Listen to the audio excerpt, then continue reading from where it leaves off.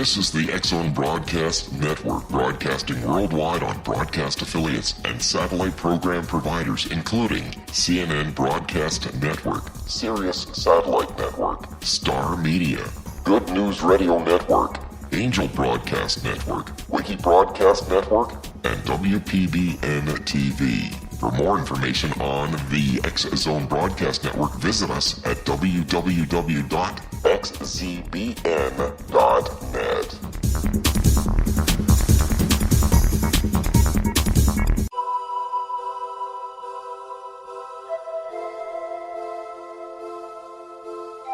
If you're a seeker, don't miss the inspiring book Shamanic Awakening, Between the Dark and the Daylight.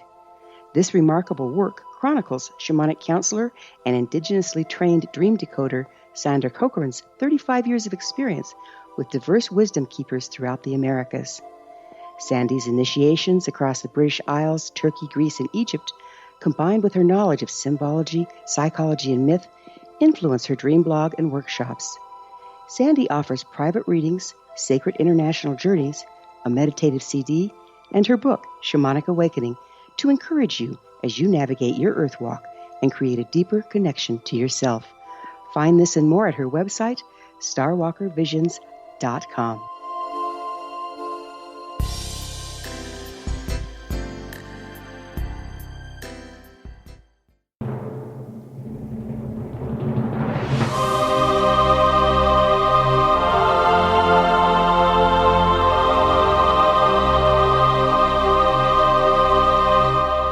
The Science of Magic with Gwilda Wiyaka is largely an opinion talk show. All opinions, comments, or statements of fact expressed by Gwilda Wiyaka's guests are strictly their own and are not to be construed as those of the Science of Magic or endorsed in any manner by Gwilda Wiyaka, rel-mar McConnell Media Company, its affiliated networks, stations, or employees.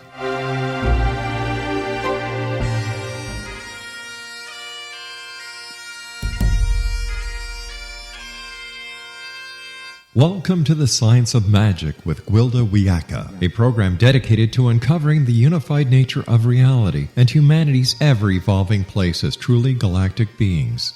For more information on the Science of Magic with Gwilda Wiyaka, visit us online at www.thescienceofmagic.net.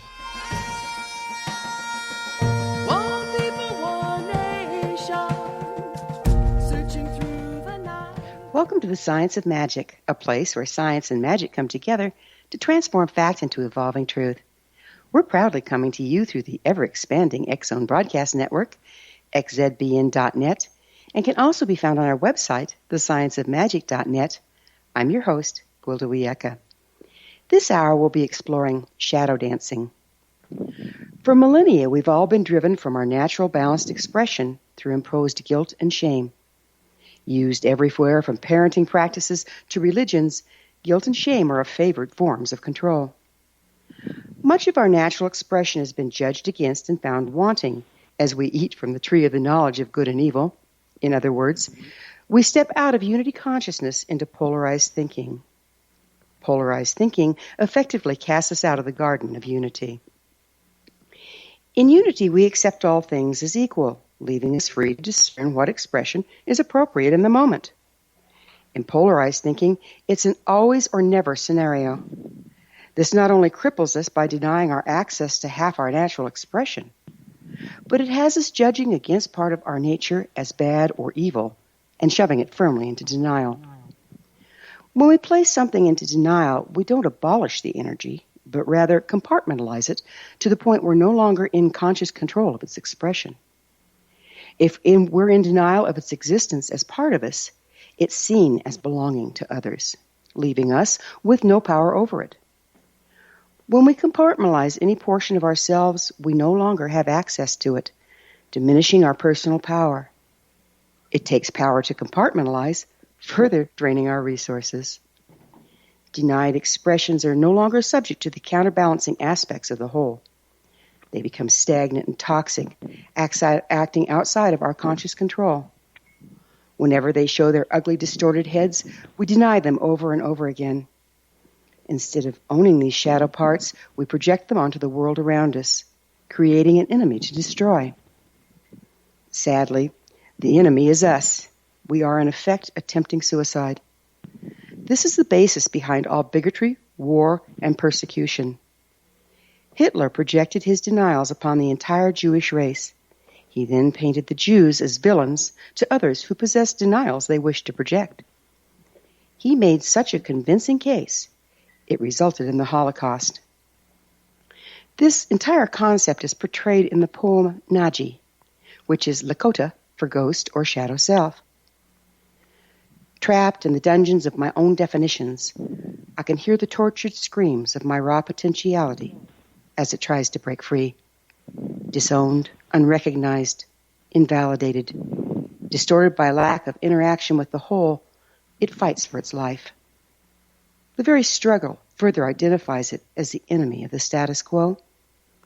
Hideous writhings brands it as the source of pain rather than the sufferer. I brutally stamp it down again, crush it back into the shadows of my denial. I rise above its promptings, regain my stability. But it shall rise again as sure as the sun on the morrow, for it is the greater part of me. As long as we disown and project our shadow, we're forever powerless, as we've projected our power to change onto someone else. The shadow is not denied because it's distorted, but rather distorted due to our denial. How can we ever hope to embrace unity, wholeness, and evolution if we're internally divided against ourselves? Come on, what have you got to lose? Let's dance with the shadows. We may very well find some of our greatest strengths and virtues there, hidden in the darkness. Our guest this hour, Dr. Keith Witt, is a licensed psychotherapist, teacher, and author of 6 books, including his latest, Shadowlight, Illuminations at the Edge of Darkness.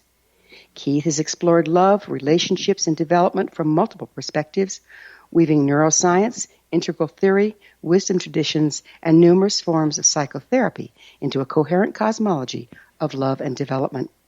Dr. Witt is the founder of the School of Love, where he explores health, love, relationships, sexuality, spirituality, development, psychotherapy, and related topics through multimedia.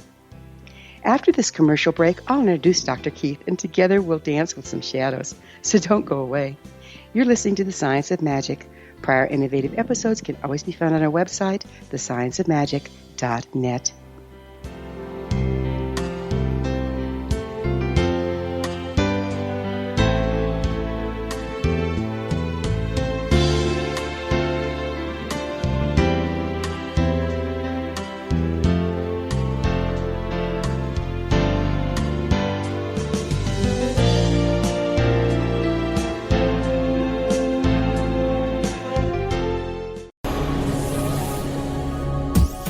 This is the X-Zone Broadcast Network, broadcasting worldwide on broadcast affiliates and satellite program providers, including CNN Broadcast Network, Sirius Satellite Network, Star Media, Good News Radio Network, Angel Broadcast Network, Wiki Broadcast Network, and WPBN TV. For more information on the X-Zone Broadcast Network, visit us at www.xzbn.net.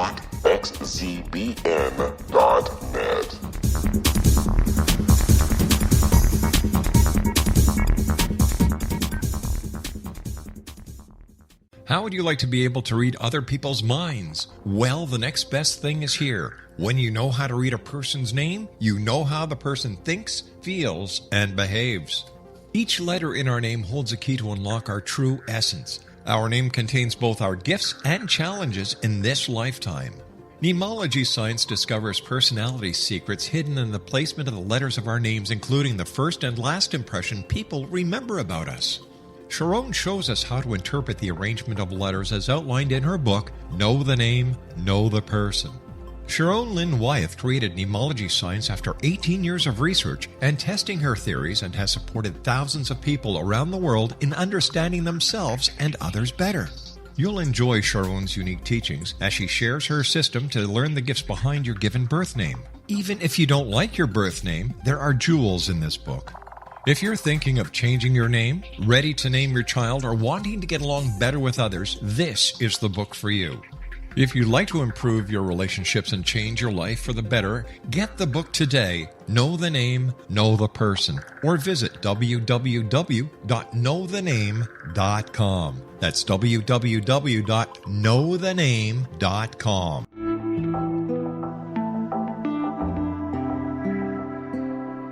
Take a step back in time and discover old Florida cuisine at Marsh Landing Restaurant in Fellsmere, Florida. Enjoy delicacies such as frog legs, gator tail, catfish, and swamp cabbage, or enjoy the more traditional cuisine such as hand-cut Angus steaks, ribs, and seafood. Join us for breakfast with a southern flair featuring sweet potato pancakes, biscuits and gravy, and much more. Planning a party? Marsh Landing's private dining rooms can accommodate groups from 8 to 80 people. While you visit, enjoy the historic pictures, artifacts, and stories that line the walls. Marsh Landing is truly a unique experience. Marsh Landing Restaurant, 44 North Broadway in historic downtown Fellsmere, or visit marshlandingrestaurant.com. Marsh Landing, old Florida cuisine at its best.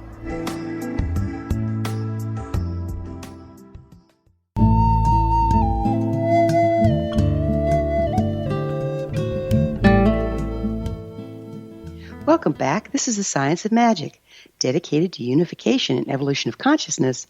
I'm your host, Gwilda Wiyaka. Our guest this hour is Dr. Keith Witt. He's a licensed psychotherapist, teacher, and author of 6 books, including his latest, Shadow Light, Illuminations at the Edge of Darkness. His website is drkeithwitt.com. That's drkeithwitt.com. Dr. Keith, thank you for joining us on The Science of Magic. I'm delighted to be on your show. We should have some fun here. You've worked extensively with shadow work. What drew you to doing it?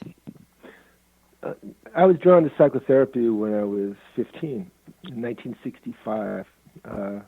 My family was having this kind of problems that families had in 1965, and luckily my parents went to a therapist.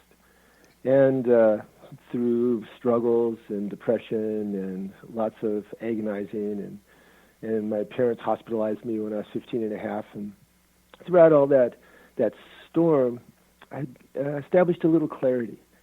In the hospital in 1965, what they did with teenagers is they gave them electroconvulsive therapy.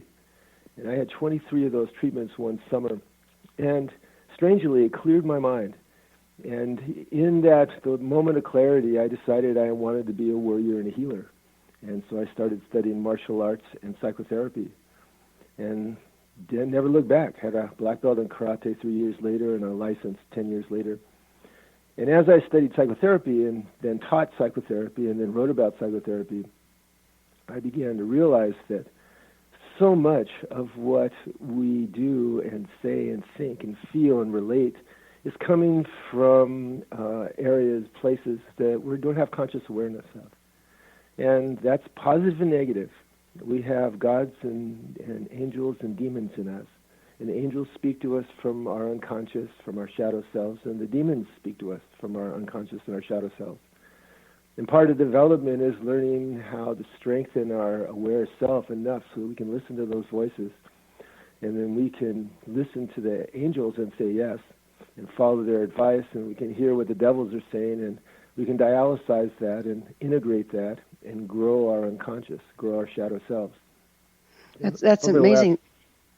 Go on. I'm sorry. Go ahead. No, go ahead. So say what you're going to say. Okay. What I was going to say is I find that amazing because one of the things, working in this field that I run into is people don't get that there's voices that's coming from themselves. They think they get all the information they get is gold. And it takes a lot of introspection to know where the information is coming from and if it's valid, doesn't it? Yes, it does. We all take the world for granted, and we have to. If we were aware of how magic self-aware consciousness is, if we were aware of the torrents of information that's always flooding up from our unconscious into our conscious selves, we'd be overwhelmed, and so we normalize it. But self-aware consciousness is a new evolutionary phenomenon. It's the edge of the evolution of consciousness in the world, and it's delicate. We're influenced profoundly by our drives and our instincts, and we're influenced profoundly by all the transcendent understanding that we intuitively know but aren't fully conscious of. And this is constructive shadow and destructive shadow that's always coming up to us. And the way that brains work is very interesting.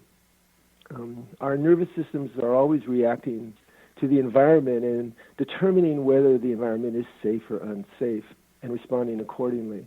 And it responds in 60 milliseconds, 61 thousandths of a second, 101 thousandths of a second. Our conscious selves, which is newer from an evolutionary standpoint and slower, only catches these messages, and the messages are feelings and impulses and thoughts and stories, at a half second, a second and a half, and then responds to it. And so we walk through the world basically following our shadow selves and directing them through our self-aware consciousness. And the more that we can be aware of that interface between conscious awareness and the constructive messages and the destructive messages, the more we regulate them and we integrate them. And that's how we literally grow our shadow selves. And we don't do it by ourselves, we do it in relationship with each other. So it sounds like you're talking about intuition. Is within the shadow self, there lies the key to intuition. Is that correct? Absolutely. Intuition is part of shadow. Spirituality. You know, I personally believe that our conscious awareness and our inner relationships with each other is part of a much larger, more vast, energetic entity that we share. Carl Jung called it the collective unconscious. And I think that entity informs us. And I think it informs us through our shadow selves, through our intuition and through other flashes of insight, through feelings that we have in relationship with another person, through anxieties and fears that we might have in certain situations or irritations. This is all information coming from our shadow selves, coming from what we don't know into conscious awareness. And our self, our conscious aware self, manages the interface. It's very, very difficult because the instincts, all animal instincts that have existed evolutionarily, are in us and inform us, just as all our incredible, brilliant, intuitive understanding of the universe that comes with every human being as they grow. That's informing us. And we have to make sense of that. And we have to make sense of that as we deal with the world, and we deal with our fears, and we deal with our desires. So how much of our shadow self, the demon side you're talking about, has been programmed into us by society? Well, first of all, quite a lot. But most of what's been programmed into us from society is an evolutionary up-leveling from the previous levels of development. That doesn't mean that it's all great, but it means that there's problems associated with it. And the reason for this is that when self-awareness as we understand it is relatively recent. 200,000 years ago, there were mutations on the FOXP2 gene, the human FOXP2 gene. There's 715 sites on that gene, and there were mutations on 2 of those sites that gave us the capacity for metaphor and for grammar and for understanding the past, present, and future. And 50,000 years ago, our frontal cortex became fully mature. And so self-awareness arrived. Well, all mammals, when the little baby mammal is about the same age as a toddler, they start wandering around, and the parents approve and disapprove of them. And when a mammal is disapproved of, it goes into a shame reaction. And that's necessary for social development. And shame is a necessary developmental milestone for kids. If kids can't feel shame, they turn into psychopaths. But unfortunately, infant nervous systems and toddlers' nervous systems are immature. And so they program big reactions to the disapprovals. And these big reactions turn into defensive habits of guilt and shame and projection and all the things that Freud talked about. Freud thought that those defenses were programmed in response to anxiety, but the neurobiological data of development doesn't really support that. It supports it that because humans take all the instincts and turn them into art, we take the instincts that we have to train our children and be trained, and we turn them into the art of consciousness, but also into the incredibly sophisticated art of defenses and human distortion. And when our brains are mature enough to start regulating that, when we're 14, 15, 16, they become what's called formal operational, which means that our brains are mature enough that we can actually examine concepts, do critical analysis. Then we all have the task of going back into that primitive programming and reprogramming it to be more in keeping with our evolving understanding of the nuances of the world, of the shades of gray, of our advancing moral systems that we're learning as we become more caring and as we become more world-centric. Let me see if I've got this. So what we're doing there is rearranging our subroutines to better fit our environment if we get introspective enough to find them in the first place? That's right. And if we have a cultural, and this is where culture is very important. In integral psychology, we say that when you're in a culture, you are pulled up to the center of gravity of that culture. So if a child's born into a bigoted culture, that child will be pulled into the center of that conformist, fundamentalist, bigoted culture. Bigoted cultures always have an in-group and an out-group, and the out-group is always perceived as threatening. If a child's born into a rational culture, where parents believe in science and they believe in critical analysis, that child will be pulled into beginning to look at things relativistically. If a child is born into a pluralistic culture in their family, where they're multicultural, they're egalitarian, they're non-hierarchical, the child will be pulled into that level. And if a child's born into an integral culture, a family and a surrounding culture, the child will have a felt appreciation for all points of view and diminished fear of death, and a lifetime orientation towards spiritual, and psychological, and relational development. Culture manages us a lot. That's why in Buddhism, one of the three jewels of Buddhism is Sangha. It was Buddha, Dharma, and Sangha, the Buddha himself, the teaching, the Dharma, and Sangha. You had to have like-minded people to support your development and to challenge you to develop further. So that's kind of like the common denominator belief system, and we just take it on? We take it on. And if we get too far beyond it, the culture that we're in will pull us back down. Mm-hmm. If I'm in a conformist culture where the people that have rights and are the people that share my beliefs, and the people that don't share my beliefs don't have rights, and I start saying, well, I think everybody should have rights, my culture will pull me down. They will have instincts to attack me or reject me. And then I'll either have to leave that culture, transform that culture, or allow myself to betray my emerging morality and regress back into the violence of that us-them thinking. And this is the human journey. We're all unique that way. It's what we're being confronted with at this time, isn't it? It is certainly what we're all being confronted with at this time. And the shadow part of this is huge. We have mirror neurons in our brains that recapitulate other people's states of consciousness when we relate to them. And also we have reciprocal reflexes. When someone comes to us in anger, we have a tendency to go back in anger. When someone comes to us in judgment, we have a tendency to go back in judgment. These are all forces that are shadow forces operating below the surface. And so when we're feeling the emotional violence of the time, we'll have instincts to come back with our own emotional violence. And if we're not aware of it, if we don't regulate it, we don't get people to love us and to love that we can love, that can help us reach for deeper compassion, then what we end up doing is mirroring the very violence that we're offended by. Is that a form of, we're just about out of time for this segment, but is that a form of entrainment, frequency entrainment? Absolutely. The human brain is the human brain is the most magical and miraculous evolutionary achievement of the current universe as far as we know, and it's a learning machine. It's that time for that break. Dr. Witt and I will return to our discussion on the flip side. We're coming to you through the X Zone Broadcast Network.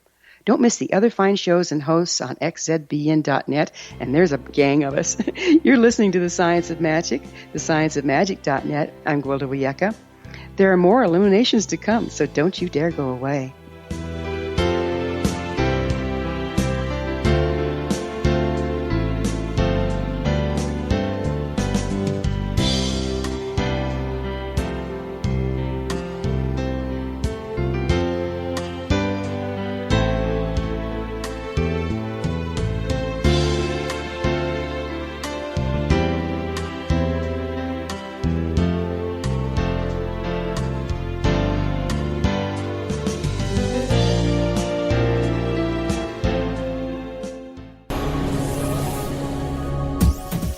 This is the X-Zone Broadcast Network, broadcasting worldwide on broadcast affiliates and satellite program providers, including CNN Broadcast Network, Sirius Satellite Network, Star Media, Good News Radio Network, Angel Broadcast Network, Wiki Broadcast Network, and WPBN TV. For more information on the X-Zone Broadcast Network, visit us at www.xzbn.net.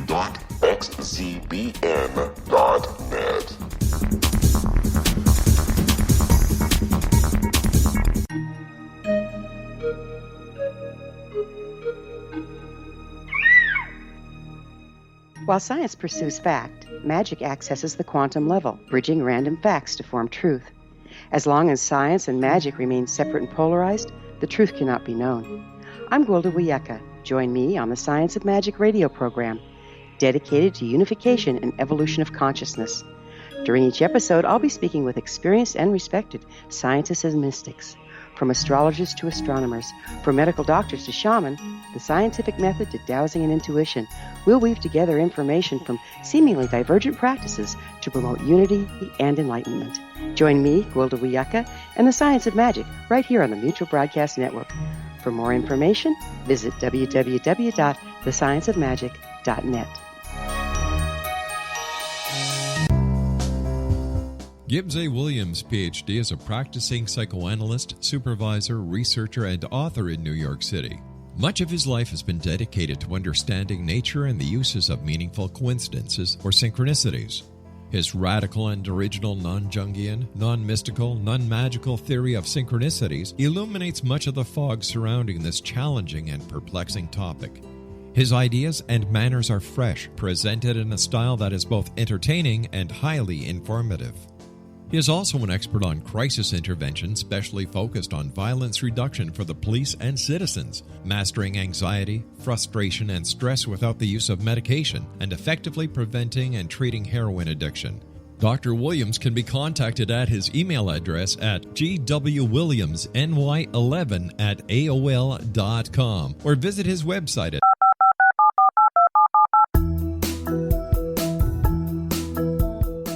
Did you know that when you're on the road with limited data or Wi-Fi, you can still listen to the X-Zone radio show with Rob McConnell, The Science of Magic with Gwilda Wiyaka, X-1, Dimension X, Space Patrol, and every minute of the X-Zone Broadcast Network by calling 213-401-0080, courtesy of Audio Now. No smartphone, app, or internet needed. It saves your data plan and it's free if you have unlimited minutes. Call 213-401-0080 to listen on any phone, anytime, anywhere. Remember 213-401-0080 for the best of the paranormal, parapsychology, and sci-fi radio programming anywhere, 24/7, 365.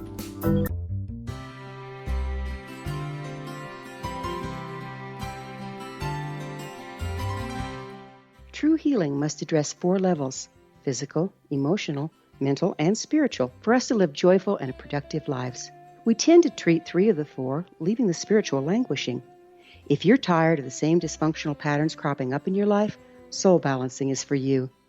Trixie Phelps, owner and founder of Soul Balancing, is a naturally gifted energy healer trained in numerous esoteric forms, including shamanism. Trixie has created a powerful modality that safely and effectively clears your energetic field. A soul balancing session can remove interference, heal trauma, and restore your hope. Contact Trixie for a life-changing long-distance session today, www.soulbalancing.world.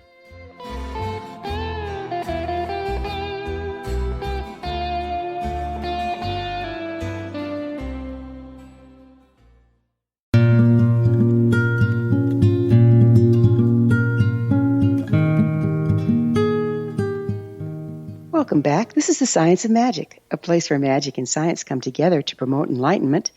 I'm your host, Gwilda Wiyaka. Our very special guest this hour is Dr. Keith Witt.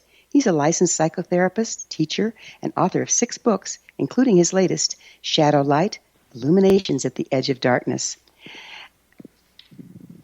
Dr. Keith, as we were talking before we went into the last break, it came came to my mind that there's a lot of compartmentalization that goes on.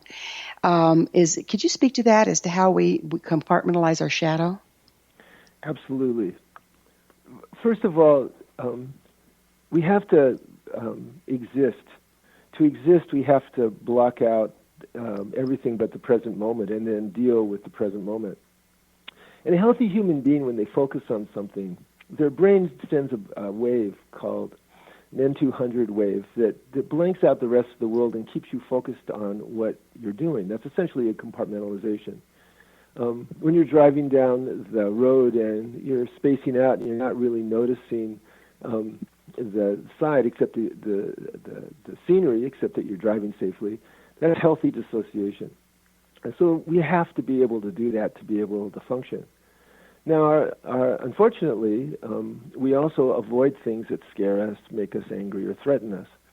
And we have capacities to unconsciously block them or compartmentalize them. And we also don't want to look at parts of ourselves that we find objectionable, either scary or shameful and guilty and that kind of thing. And this is, again, where culture causes a lot of problems. Laws are blunt instruments. Moral standards are blunt instruments. And so every human being who grows to have a nuanced understanding of the world realizes that they're not following all the precepts that they were taught. And so there's some inherent guilt and shame in that. And if you can't examine that and refine your values to reflect a deepening consciousness, then what you end up doing is blocking stuff out, compartmentalizing stuff, repressing and suppressing stuff. And this was the classic definition of shadow that Jung had. Jung said that the shadow was stuff that we once knew became, say, our sexuality, say, our violence, say, our desires, and that we found distressing or objectionable, and so we repressed it so we weren't aware of it. And, of course, this does happen, and it is an important form of shadow material, the compartmentalized, the repressed. My first teacher was a Lakota elder, and one of the things he taught me that I'm still wrestling with understanding, but I think we're talking about here, is he says there is no right and wrong. It's just choosing the appropriate or the right thing for the moment. And as long as we're compartmentalized, we don't have that option, do we? Yes, and you notice that your Lakota teacher was giving you the same teaching that the Buddha gave in the axial period 2,500 years ago, that the moral standard is connecting with our current understanding of God and of spirit and of love, and then serving that first. And that the other standards are basically guides to that. But that is the ultimate standard. And one of the beautiful things about the integral age that's happening now around us is that people are being supported in listening to their own truth, that spiritual but not religious is the fastest growing orientation. And the central part of spiritual but not religious is you have your own understanding of God in you, of spirit in you. And that's the ultimate authority. That's the authority that you want to clarify. That's the constructive shadow relationship that you want to strengthen by listening and by paying attention. And whenever we listen and pay attention to a part of us that's encouraging us to act with kindness and love, we're strengthening that part. So what advice do you, and how do you guide your people to discern between the God self or angel self or the good information coming through versus the denied, the demon side that you spoke of earlier? I'm a practitioner. I've done some research, and of course I write my books, but I've done close to 60,000 therapy sessions over the years. And so everybody has areas that work for them in their life and relationships that work, and areas of the relationships that don't work. So say a couple comes in and he's angry at her. He's angry at her because he feels like she's cold. And then she's defensive, and she's angry at him for judging her as cold. And so that has injured their relationship, and it's injured their family, and their children are having symptoms because mom and dad are mad at each other all the time. And so as they come in, I encourage them to look into themselves. What do you want? And what they want is love. They want to love the other person and feel loved by the other person. And I'll ask them to look deeper. So what is it that's stopping you from loving the other person and receiving their love? And what they'll come up with is their fear and their anger. And I'll say, well, just look at your fear and your anger. If your fear and your anger wasn't guiding you, and that's destructive shadow, defensive programming, and your love was guiding you, what would you do differently? And they begin to explore how they would love each other differently and how they could love the other person in the way the other person wanted to be loved. An individual will come in depressed, and he'll say, life sucks. And I'll say, really? So tell me what sucks about your life. And there's lots of things. Or come to this poor person, say it's a young man in pain. And we'll go deeper and deeper into his pain. So what's the pain telling you about you? What's the pain telling you about possibilities? And beneath the pain is yearning. It's yearning to love himself, learning to love other people, and also yearning to create. All humans have a drive. It's evolutionarily driven. It's a drive to self-transcend. That poem that you recited at the beginning, that beautiful poem at the beginning of this, poetry comes from our desire to self-transcend, that there's a beauty in us that we have to manifest as creation in a relationship, creation in other people. And so I put this young man in touch with that yearning and guide him a little bit in the practices, the mindfulness practices. Perhaps a young man, he needs some form of martial art to discover his warrior self. Relationship practices, perhaps he needs encouragements to make assertions with other people. Self-reflective practices so that he can observe himself being more or less effective. And as we go deeper and deeper into that, he finds these little bubbles of joy in life. And I ask him, well, what's more credible to you? Joy in life, moving forward and creating and loving in the future, or life sucks? And gradually, as we work together, he begins to buy into, I think more joy in life is where it's at. I think more love of myself and other people is where it's at. I think life sucks probably was my pain and my violence distorting me. So you're kind of like helping him develop a witness, aren't you? Yes, the witness. I think the whole concept of ego is misunderstood in the West. It drives me crazy, frankly. I want to get rid of my ego. I go, no, we don't want to get rid of our ego. We want to actually grow our ego. We want our observing self to grow. And so the more that my ego grows, the wider the embrace of identification. So if my ego grows from it's just me and everybody, and I want mine and everybody else, my ego can grow. Well, it's not just me. It's me and these other people. And maybe it's me in the world. And maybe it's me in the universe. That expanded sense of self creates more compassion and more desire to serve and be in harmony. And that's the observing self. And meditation is enormously useful. Yoga is enormously useful. These are two of the most widely researched transformative practices that exist in the world. In my opinion, children should be doing yoga and meditation starting in school and continuing throughout their lives, like as they should be instructed about nonviolent communication, about social and intimacy, about sexual development, about all the things that help make us joyful and caring human beings. You know, what a thought. Teach something useful in the schools. You know, they are bringing yoga in. I've got to interview a gentleman that's their whole society is bringing yoga and meditation into the school system, and they're having some really great results. That's good news. It is good news. It's wonderful news. Yeah. So how does having unprocessed shadows affect our identity and sense of self? If one of the principles that I noticed early in my career, this was in the 70s, that if somebody didn't experience themselves as beautiful, then we hadn't gone deep enough into their sense of self. And so what was blocking that sense of, I'm beautiful? You know, I'm an interface between the infinite and the physical world that is self-aware and connected to everything. What blocks that? Well, defensive programming blocks that. And defensive programming comes from a couple of different sources. First of all, there's the normal defensive programming that has to happen in socialization. little kids' moral systems, like, say, a 2-year-old's moral system, is a magical moral system. Things are right or wrong just because that's the way the universe presents it, Mom and Dad present it. A little kid will get pissed off at Mom at 3 o'clock in the morning because he wants sunrise to come and Mom's not making sunrise come.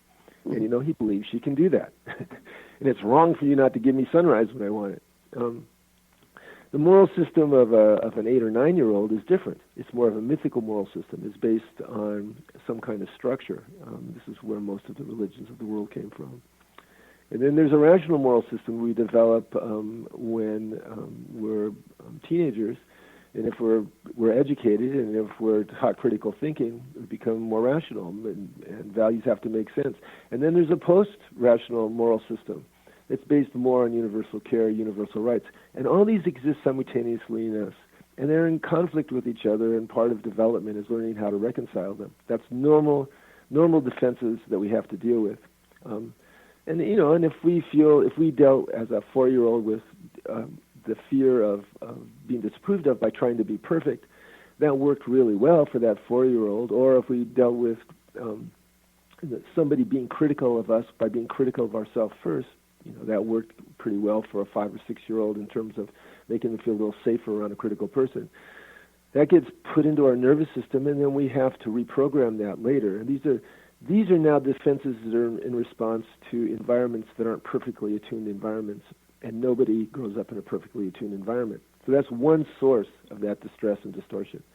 The other source of that distress and distortion is trauma. We grow in the midst of emotionally charged experiences, positive and negative, and they inform our sense of self. Now, if there's a negative experience that I have that I can effectively deal with, there's a little boy that's bullying me, and I look him in the face, and I'm 6.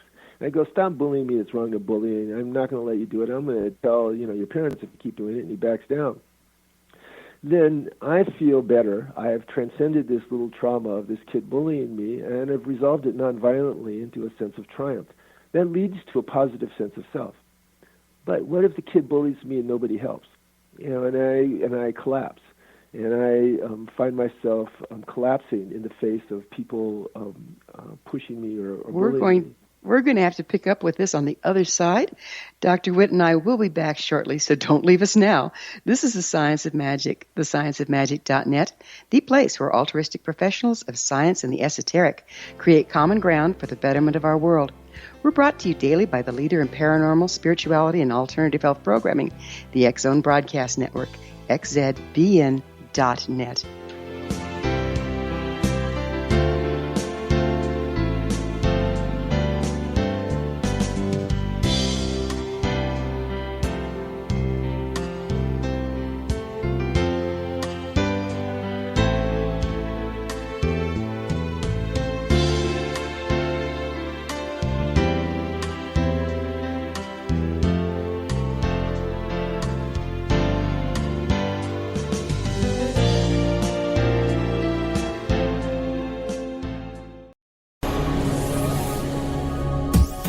This is the X Zone Broadcast Network, broadcasting worldwide on broadcast affiliates and satellite program providers, including CNN Broadcast Network, Sirius Satellite Network, Star Media, Good News Radio Network, Angel Broadcast Network, Wiki Broadcast Network, and WPBN TV. For more information on the X Zone Broadcast Network, visit us at www.xzbn.net.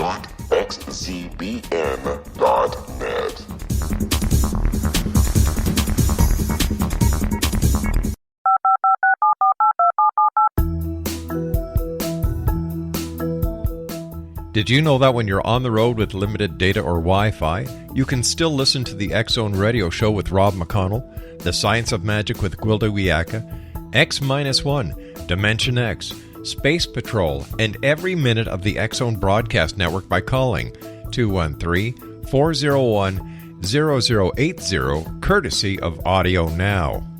No smartphone, app, or internet needed. It saves your data plan, and it's free if you have unlimited minutes. Call 213-401-0080 213-401-0080 to listen on any phone, anytime, anywhere. Remember 213-401-0080 for the best of the paranormal, parapsychology, and sci-fi radio programming anywhere, 24/7, 365.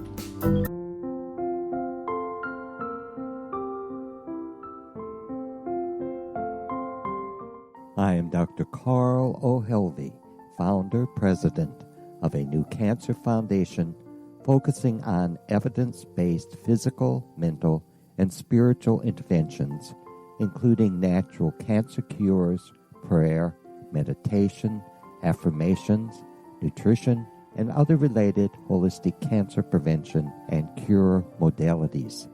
These are used in cancer education, research, and financing care.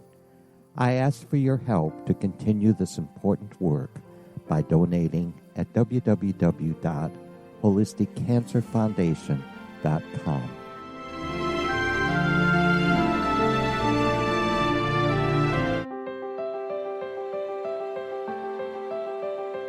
Wouldn't you love to know the secret to everything? I'm Dr. Kimberly McGeorge, and on The Secret to Everything, we will merge the practical with open investigation into all realms of the mysterious. We will talk to cutting-edge alternative health practitioners, those who inspire and motivate you in business and life, and of course, we will share stories of the paranormal, conspiracy, and cryptozoology. You will transform because of the frequency I carry, the frequencies my guests carry. Life may never be the same after you listen to this program, for the secret to everything is for you, the listener, for those who desire more in every area of their lives and believe that it can still be found. Listen and discover thesecrettoeverything.com.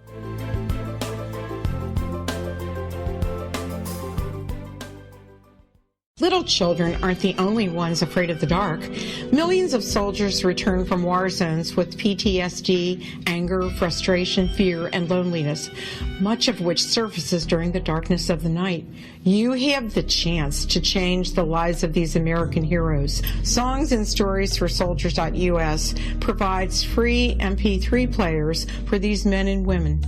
With a list of 3 million songs in 16 different styles, 100,000 audiobooks, and 30,000 old-time radio programs, every veteran can find something to soothe and comfort them at no cost. All our players contain an 8-hour audio program designed to help veterans fall asleep. With 1,500 plus vets now participating, it's our goal to deliver 10,000 audio players this year. Go to our website at songsandstoriesforsoldiers.us. Help us help a veteran make it through the night. You're listening to the X-Zone Broadcast Network, www.xzbn.net.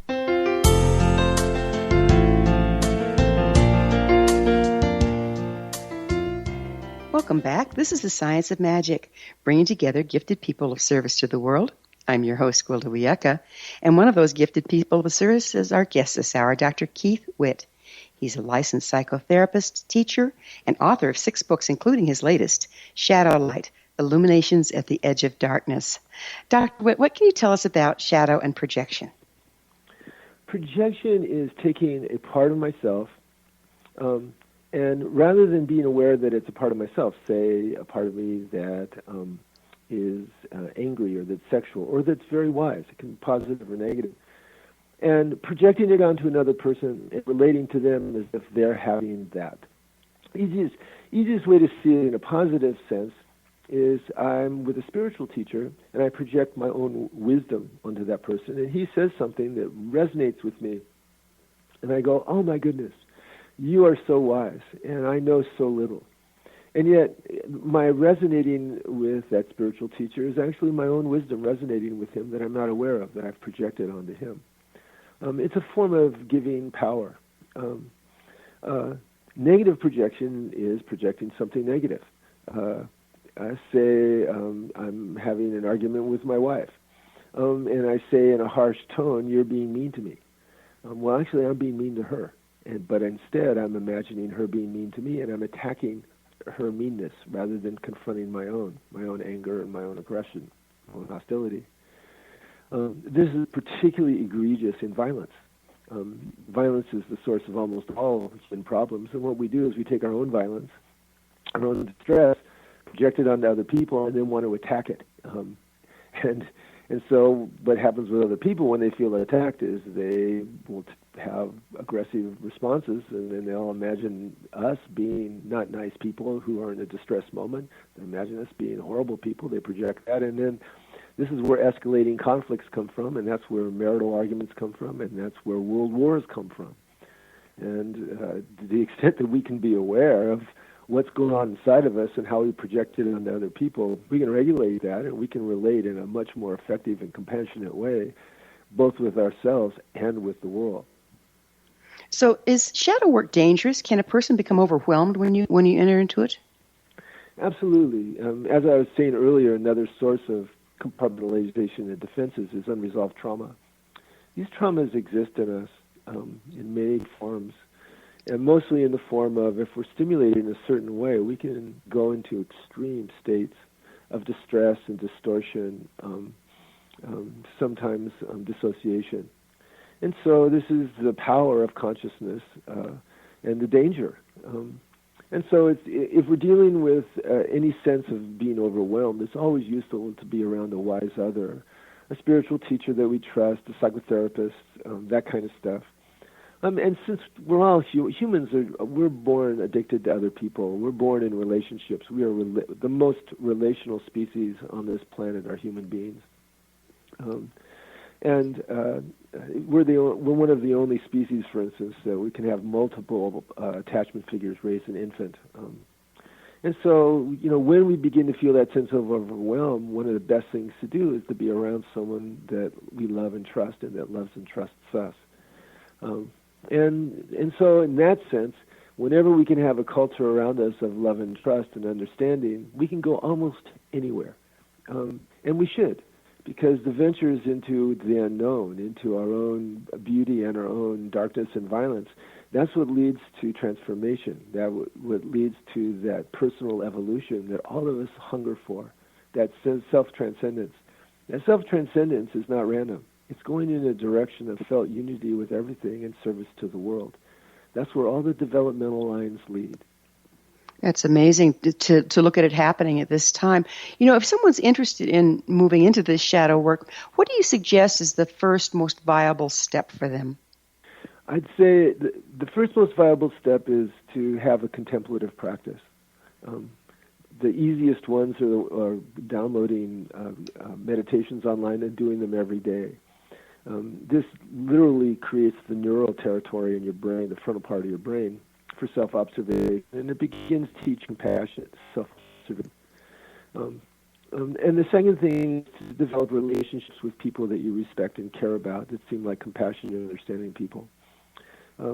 A contemplative practice and relationships with people that you can be transparent with and can feel accepted by are two of the biggest steps that you can take. Now, after that, there's all kinds of things. Regular exercise has huge effects. Healthy sleep and diet has huge effects. Our mind-body connection is a significant connection, and if we don't take care of our body, it affects our mind, which affects our spirit. And so it's our task to balance all of those things, and some cultures help us do that, and some cultures interfere with it. American culture, unfortunately, interferes with healthy living in many ways. Providing enough support for infants and mothers and children. Americans work 1,900 hours a year as opposed to Europeans who work 1,400 hours a year. This causes stress, inflammation, problems that distract us and pull us away from development and love. And that's what we need, development and love. Mm-hmm. So contemplative practice and having loving relationships, and then allowing yourself to have an orientation towards life is about effort and progress and growth. The person I am today is going to be a different person next year, and what I want to do is I want to do the thing today to help that person next year thrive. And that's listening to my heart, listening to constructive shadow, and saying yes, and determining and discerning the destructive shadow, and saying, all right, where's the yearning? Where's the yearning in that? Where's the positive message? And dialyzing that destructive shadow, that perhaps projection, and turning it into constructive shadow. And this literally grows my unconscious. It grows my shadow. It helps me serve the world. It sounds like you're coming out of polarization on the shadow level when you do that. That's exactly right. So why do you think that we have such an opportunity at this particular time to do this work, to evolve, to enter into unity? I think that the world is waking up. One designation of that, and there's lots of ways of saying it, but it's the integral age in that there's a level of consciousness that's world-centric. And it's not necessarily non-hierarchical, but it's like your Lakota teacher said, in any moment there's a different hierarchy that applies. That in integral we call that flex flow hierarchical systems. That's becoming more widespread, and individual variation is becoming more accepted, and individual development is becoming more accepted. Now, as we do this, we're also seeing the shadow of this. We're seeing fake news. We're seeing authoritarianism rising up around the world as people begin to get disenchanted with the power structures. There are social forces that happen in human societies, for instance, the discrepancy between the rich and the poor, that are natural parts of capitalist economies. Now, that's not a bad thing, but historically those discrepancies have been resolved with violence, with war, revolution, and in a modern age, those are going to be resolved in other ways. It's messy, but it's better than war or revolution. And so in this age, we have room to be ourselves. We have room to affiliate and love other people as we want to affiliate and love other people with fewer societal constraints. But also in this age, there are dangers and risks. There are separations and distortions that exist that didn't exist before. And we're seeing that played out all over the world right now. It seems like the old structures are falling down around us, and it's a very volatile time. Are you seeing it that way? Absolutely. And it's a dangerous time. Nonviolent change happens slowly. Violent change happens quickly. And what, to a certain extent, what I'm seeing is that we're seeing, in a way, the death throes of the old social forms where coercion, violence, and authoritarianism were the corruptions of the human need to have position on social hierarchies. Now, the desire to have a position on the social hierarchy is an instinct, and so people want to be successful. They want to have authority. They want to have wealth. That kind of stuff. That's a natural drive. But when it gets distorted into having it at the expense of other people, then that's violent, and that causes problems. And we're seeing both kinds happening right now. And the solution is to wake up. It's always been fascinating to me that the number one thing that could change a culture most quickly was to educate the women in that culture. Why is that? Because educated women make better choices about managing families, and educated women will raise children that are more likely to be world-centric children. And I found that statistic to be hopeful, and yet then I see cultures where women are suppressed and education is suppressed, and it hurts. And that's one of the things about development. The more you understand and see, the more you hurt.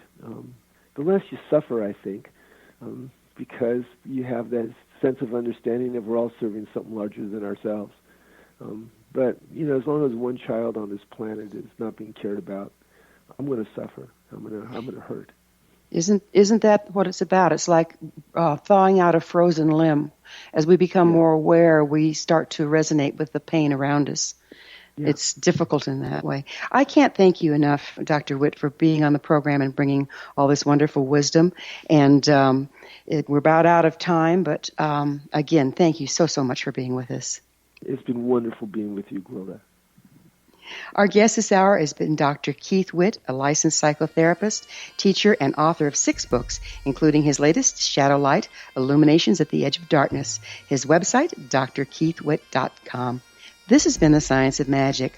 Remember, you can always listen to thought-provoking past episodes on our website, thescienceofmagic.net. Until next time, dear ones, may you be blessed with knowledge and comforted with love as you dance with your shadow.